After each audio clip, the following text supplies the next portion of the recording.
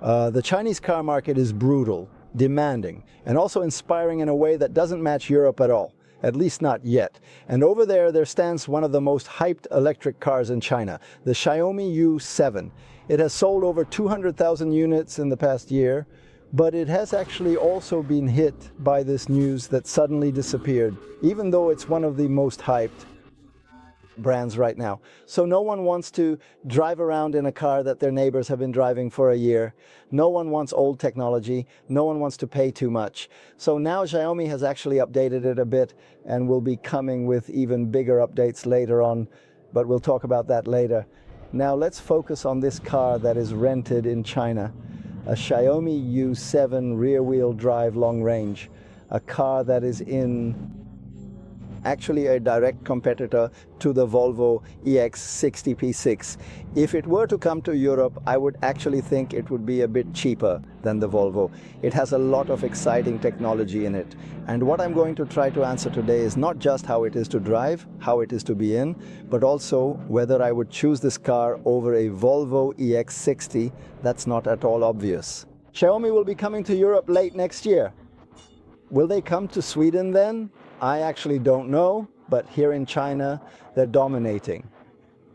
This model here sells 3 times as much as Volvo's entire sales, and nothing could make me choose a Volvo XC70 over this car, because their base prices are the same, and the Chinese agree with me. This is the car people want, not a Volvo XC70, but what exactly is Xiaomi then? Well, it's a Chinese electronics giant with everything from phones, smart vacuum cleaners, kitchen appliances, computers, AC units, curling irons, electric shavers, you name it.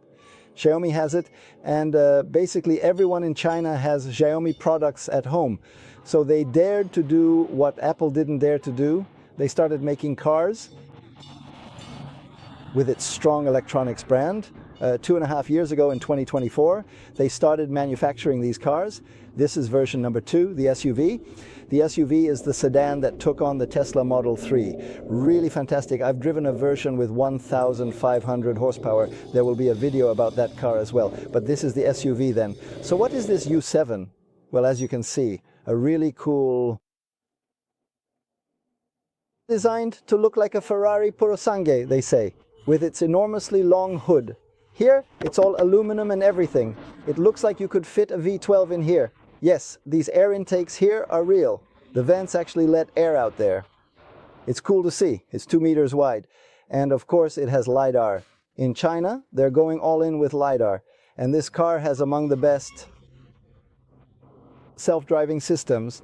I'll take a closer look. Yes, this rear section, it bulges out. By the way, the whole car is also 5 meters long, and it has all the modern technology you can imagine. It has mega casting like Tesla, and now also Volvo on the EX60. It has core computing. It has ultra-fast chips. It has advanced self-driving, several different batteries. One version with almost 1,000 horsepower, with carbon fiber and so on. If you want a sporty, stylish, comfortable and large family SUV, why not a new 7? It's not just good looking, it's also spacious. With a tap here, one of the largest aluminum hoods on the market opens up. Under here there's a frunk with space for 141 liters compared to Volvo's 85. 141 liters compared to Volvo's 85. You can swim here or something like that, but you can't have children down here and you can't have dogs in here, even if they would fit. So that's good to know. Don't put your loved ones in here and close the hatch.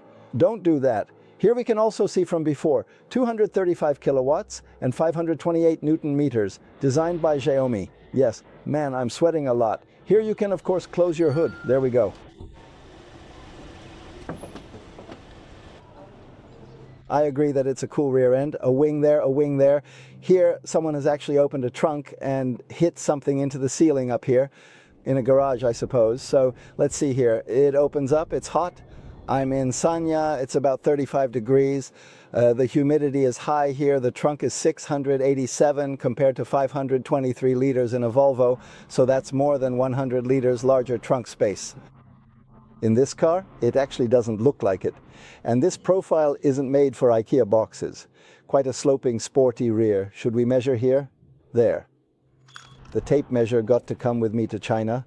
Somewhere there, almost 190, we can say. Yes, 190, about a meter, but not quite there, because here the car is a bit like this, about 96 there. So it's a bit tapered, we can say. Width between the wheel arches, about a meter of loading height here, only 66. It looks tougher than it actually is, not that huge, but the volume in liters is going to be won by this one quite convincingly in this category. Check this out. Here you almost have a Tesla-sized frunk, like this. So there's a space here with a Volvo actually has better space all the way in the back. The back seat is a true Chinese back seat. I can never move forward here. It's not possible. My feet have plenty of room under the front seat. I have good thigh support, more than a fist's distance up to the roof. You can't see it from this camera angle, but still. And I can recline this further back or forward like this. But this is a really good back seat. And here we have something fun. Xiaomi is an electronics manufacturer, and here you can adjust the temperature a bit, the fan, entertainment, music, and so on. So that's a nice feature that I think backseat passengers will appreciate. And here, a fridge. It's 33 degrees Celsius outside right now, so I really need this. Nice, really great back seat, so luxurious.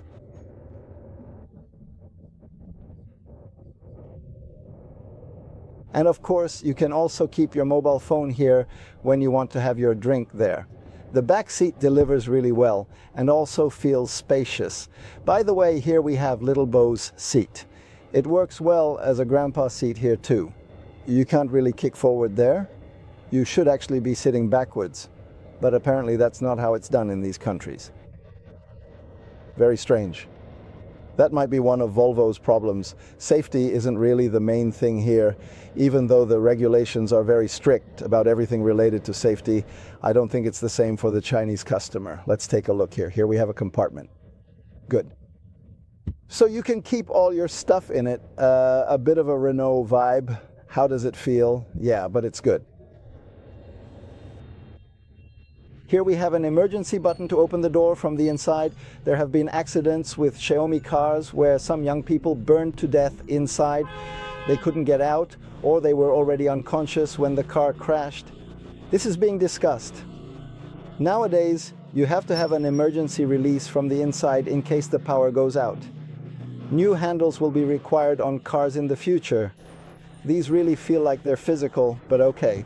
They have to be removed with the actual cover there. I just have to say, I think this front is much nicer than a Volvo XC70, which just looks boring and dull. At least this one makes a statement. Visually, I'd give this car 5 out of 5 against Volvo, actually. I think this feels much cooler. Look at it. Oh, here comes a dog. There we go. Yep, must be warm with all that fur, I think. The driving environment in this car really reminds me a lot of, as you can see, BMW iX with this long head-up display that goes all the way around here. And you can also choose what you want to have displayed. Just like in the BMW, it lowers and adjusts, and you have this fun little character there that talks to you and leans into the curves a bit and so on. I'm still figuring out how to interact with it, but here we have a nice steering wheel, kind of half square. Here are the drive modes in the usual manner. And here's the button for self-driving. We'll talk about that. It's actually very exciting. The controls for the windshield wipers and gear shift and so on, and a big central screen here. You can't switch it to English. I've tried a few times at least. Here's the navigation. Can you do it like this? Yes, we can do that. So we can play around a bit with that, choose what we want.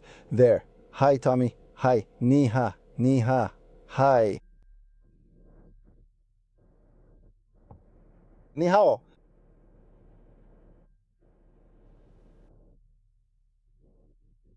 That didn't go so well. I don't really know how to talk to this little funny character anyway, but I'm sure it works great if you know Chinese. So here you have all the settings for the drive modes. This one has adaptive dampers. It doesn't have air suspension, which is available in the more expensive and fancier versions.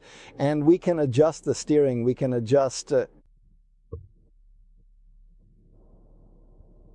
acceleration, we can adjust various things so that like here, there's a little diagram where you can see how you've set up the car and things like Regen and so on, and also the boost button. And if I press this button here, I get more horsepower for 15 seconds. Big and nice. Let's see how fast this goes. Here we can open things. We don't want to do that in this kind of situation. Control of the fridge. Good. Why not? So, and here we have the stereo settings. Yep. Lots of cameras, and we have the map here. Here are the apps, and there's Apple CarPlay, and there's plenty of entertainment and stuff and gadgets. But for me, it's hard to try to figure it all out. This seems to be Xiaomi, and here we can watch TV and mess around and tinker. Yes, it's said that this is very nice, and if you're integrated into the Xiaomi world with that phone and your stuff at home, then the whole idea with this car seems to be that you're supposed to integrate your phone, the car, the home. I don't know how well the AI is to talk to here. Now we're going to take a drive. I'm driving the base version, rear-wheel drive, 315 horsepower, long range compared to 374 in the Volvo. Volvo has more power in its engine, and of course these are also their own engines. But 0 to 100, like fast for some reason, I don't know why. And the weight is about the same. I would guess this one is a bit heavier. This one has an LFP battery with 96 kilowatt hours. There are pros and cons to LFP, but you can charge it up to 100% regularly, and it's more durable. As I understand it, it comes from BYD. They've sourced the batteries from there for this version. Then the nicer, higher performance versions have nickel batteries that can discharge more and are more expensive. Nicer and don't weigh as much. So this one weighs a bit more considering it has such a heavy battery. The Volvo has 83 kilowatt hours. According to the Chinese standard, this one should go 830 kilometers. And when I try to convert that, I get about 630 kilometers of range.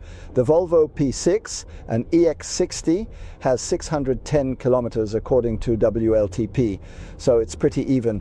This one has just over 10 kilowatt hours more battery, which means it doesn't quite become as energy efficient as the Volvo, but the range is the same. The charging in this car maxes out at 330 kilowatts compared to Volvo's 320. But this is a bigger battery, or a P battery, which really shouldn't make much of a difference. But since it's a bigger battery, it does take a little longer to charge. 20 minutes compared to, say, 16 minutes for the Volvo. But when it comes to range, charging, acceleration, and everything else, it's a dead heat. You can't really choose one of the cars over the other because of these parameters. So it's more about which car I most want to drive, which car I most want to ride in, which one I think looks best, and of course the economics. What's actually really interesting is this button here, which is for the self-driving system. And it can't be activated on this rental car.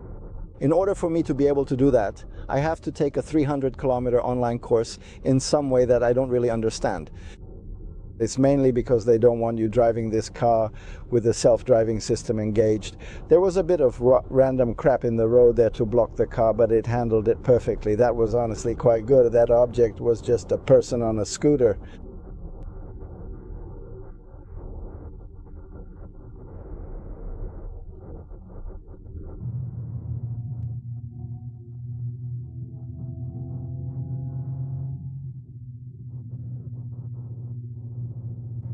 Actually, it simply doesn't function in that specific way at all.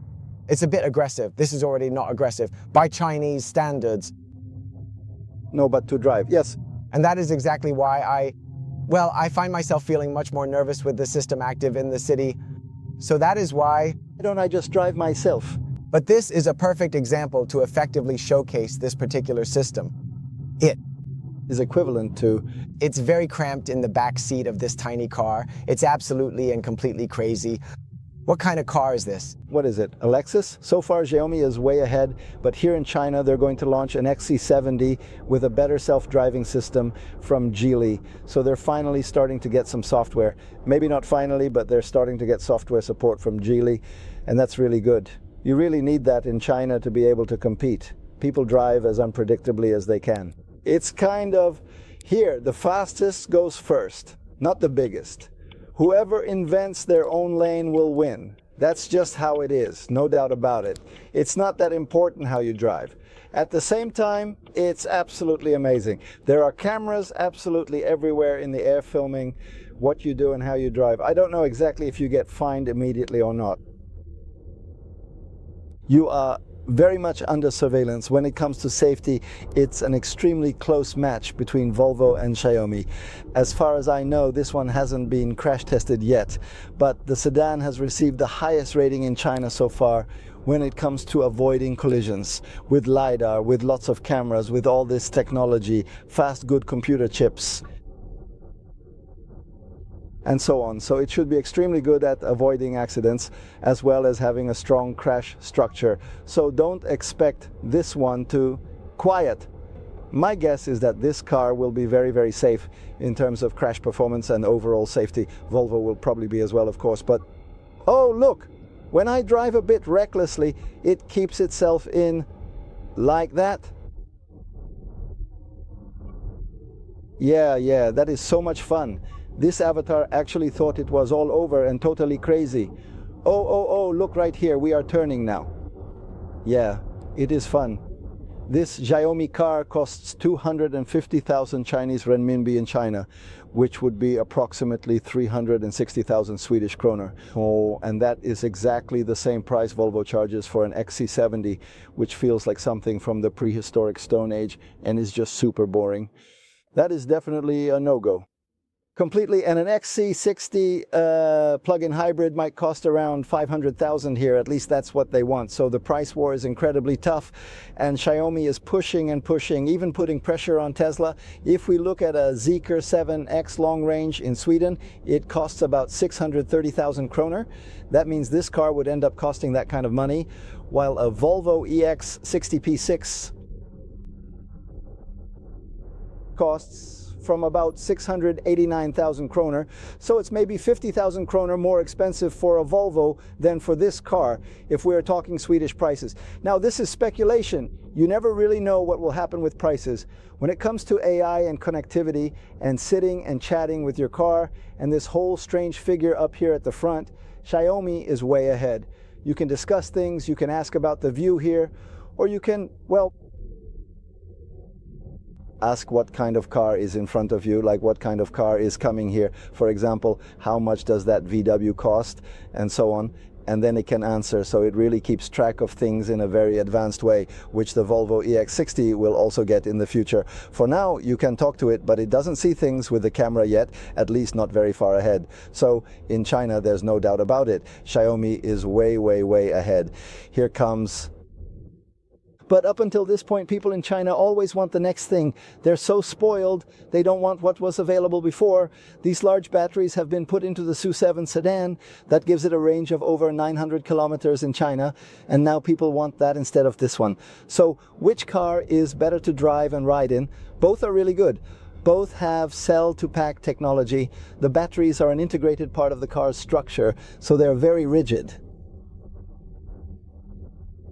Very nice. This one has adaptive dampers, which Volvo does not have in its base version, but somehow the Volvo still feels more finely tuned in terms of driving characteristics. This one feels wider, a bit like a Tesla Model S compared to a Tesla Model 3, and a bit more, I think. The body moves a bit more. The Volvo is more planted on the road, more fun to drive, more action. These are two really nice cars. There is actually a lot of grip to be found here. It is very fast, of course. Even though this is just a base version, it has some really nice steering. It even straightens itself out quite well. You definitely get a very good feeling behind the wheel here. It is nice. Well, maybe I will take that back just a little bit. Once you really start pushing this car to its limits, it feels very competent. I think I need to get a bit more of that feeling pushed to the whole thing. Then there are cameras everywhere in this country, so now I don't dare drive any faster here. But good, really nice cornering, good comfort. The fact that it's a bit wider gives a different feeling than the Volvo, which feels a bit more nimble, if we can put it that way. Both weigh, I think, about 2.3 tons, somewhere around there. And here we also have cows running around on the street. What really bothers me is that the Volvo EX60, here come more cows, oh, chickens, oh, all sorts of things here. It's good that you're not driving fast here. They're just standing here, walking around.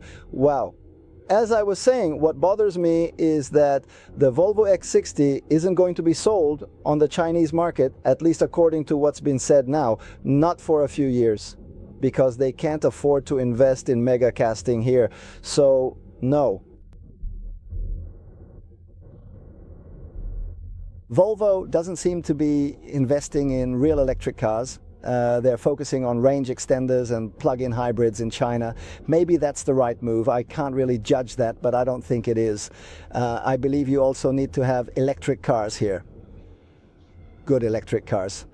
So it bothers me that Volvo can't compete in China, but Xiaomi is supposed to come to Europe late next year. Who knows, maybe to Sweden in 2028. They have a very strong brand in China, which I think will only get stronger and stronger in Europe as well. So I wonder, I actually think this interior is nicer, cozier.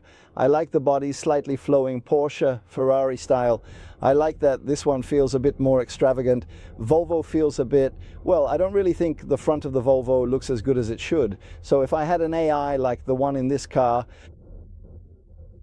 should work. The software. Does the software work as well as it does in China? I'd take this one because it feels cooler. I think a lot of people want a car that feels cool, not just a really good car. There's even a GT version with 990 horsepower, K4 brakes, the whole package. I've driven the sedan version, the top of the line one, and it really delivers. It was fast, it handled flat, and it was much, much closer to a Volvo or that kind of driving experience than this one. So there are a few different tunings on these cars, and I think the Chinese market prefers slightly softer cars. Here people drive on highways or city roads. I have a camouflage car here, a test car here. Well, there are hardly any nice country roads here. I just drove on one. And above all, there aren't many country roads where you can drive a bit faster and really enjoy the drive.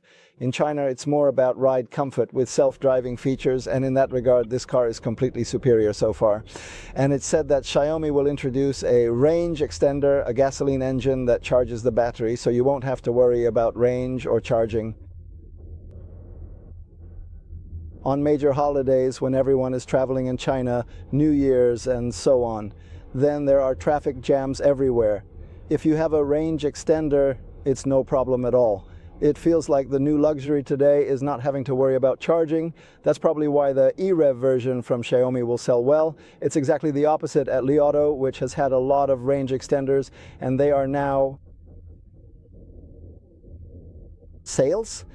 Then they had to introduce electric cars, so people who had been driving Li Auto range extenders suddenly wanted a car with pure electric drive. So people want what hasn't been available. That's probably why Xiaomi's range extender will sell very well, but that will likely be the case only until the day solid-state batteries arrive here in China, and that's not too far off. Then I think everyone will want solid-state. Lighter batteries with longer range and faster charging and so on. So people always want the latest in China. That's what drives the whole market forward. The latest technology, the lowest price wins. Like a spoiled child, I want the best now, I don't want this old stuff.